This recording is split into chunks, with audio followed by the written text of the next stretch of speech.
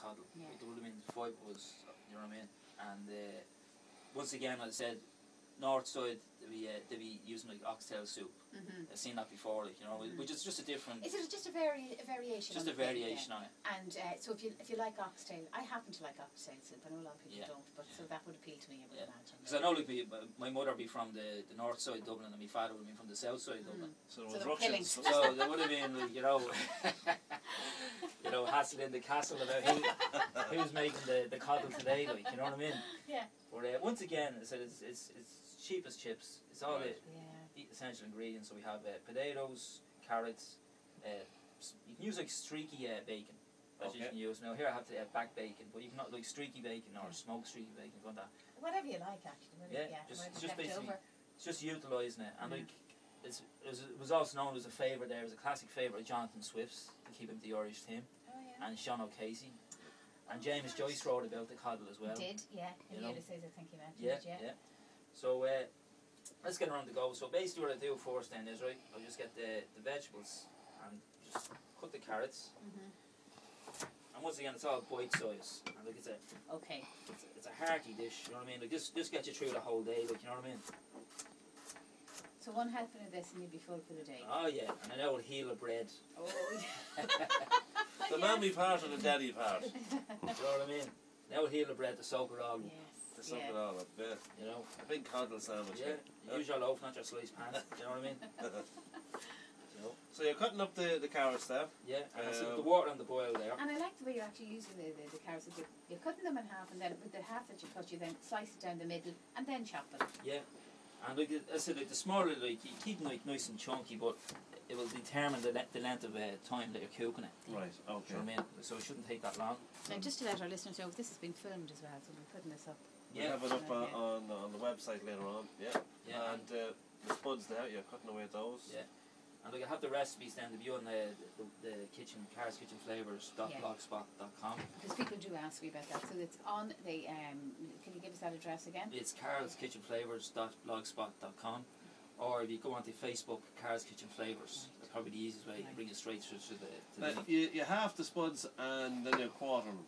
Yeah, so it's just the speed up the cooking process. Okay. So we're cooking live. Indeed we are, folks, and the water's boiling away there. Carl's just after lifting the lid off it, the steam's coming out. And you can use like if you want to get real posh, you can use like chicken stock. Right. Or just plain water, because like the flavours will all infuse. Ah, right, okay. From the vegetables and But your tip as a chef would be just to put in a little bit of chicken stock. Yeah, just a little flavour. Just a little taste of it, just to keep it going. So the water's boiling there, you're throwing the spuds into it, and the great thing about this is like you can leave this on the stove, like, you know, and let it cook away. Right. And so you can prepare it earlier in the day and get on with other things you have to do. Well, your household chores. And so there goes the spuds, and you have an onion. The onion's been chopped. Is there any proper way any way that you're adding the carrots in there? I mean, is there any way to chop an onion that doesn't make your eyes water? Not really. Just get someone else to do it. Just get somebody else to do it. I'm doing it that long now. People come out with all sorts of different theories about washing your hands and or soaking it in warm water. Doing underwater. Well, I remember years ago when I was starting off as a Tommy chef, and one of the chefs told me there, if you get a teacup, and put a teaspoon on it beside you, and then chop the onions, it won't make you cry. And I was chopping a sack of onions, and I was bawling by the end of it, sobbing. You know. So there's the onions gone. That's a good sized onion, by the way. That's what I'd call a large onion you're putting in there. That's it. Well, they're Spanish onions, Carl, isn't it? They're Darver. They're Darver onions. Darver onions. Fair play to you. Okay, you're throwing those in there. So you have the spuds, the carrots, and the onions in the pot. Yep. And she's boiling away there like mad. Right. We just get the sausages and the rashers on the go. Now, and these are ones that you haven't cooked. Could you, say if you had a few left over cooked, could you throw them in? No. No, not really. Have to be, uncooked. Has to be raw.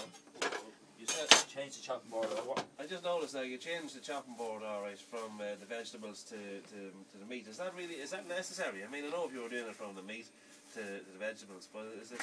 Yeah, it's just to prevent cross contamination. Right. That's all that is. Like, so basically, there you have the bacon there. So we're just going to cut that into strips. Right. Straight down. Now, how much bacon have you there, Carl? Would you say? About 3 or 4 rashers. 3 or 4 rashers there. Right. I'm just cutting them into And you're cutting them all in one go. thick strips. Now, if you saw the knife he's using, if anyone came running after That's you a with cleaver. that, Is that knife or a cleaver? It's a cleaver, isn't It's it? a Chinese chopping knife. Right, it's a big So mother. I put the bacon in. And we get the sausages. I'm just going to cut these sausages in half. Now you can leave them whole, do you know what I mean, if you want. Right. But like, it's basically just to speed up the... You've You got know- 6 whole sausages is what you have. Yeah. You don't have to take the skin off them, Brendan. No, so that's the best part probably.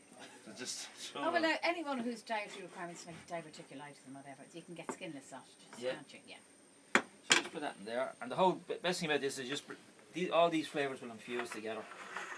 Now, how long do you leave that for? If you can leave it for about a half an hour, Right. between half an hour to 40 minutes. But and again, then as you said, the longer, the better. The longer the the better. infusion, yeah. Right, so boiling water, Yeah. spuds chopped up, carrots chopped up, So onions chopped up. Now, it's not boiling now, of course. It's no, it's going to come simmering. Yeah, it's going to come back to the boil there. I'll put the lid on. So fresh thyme in there, Fresh thyme.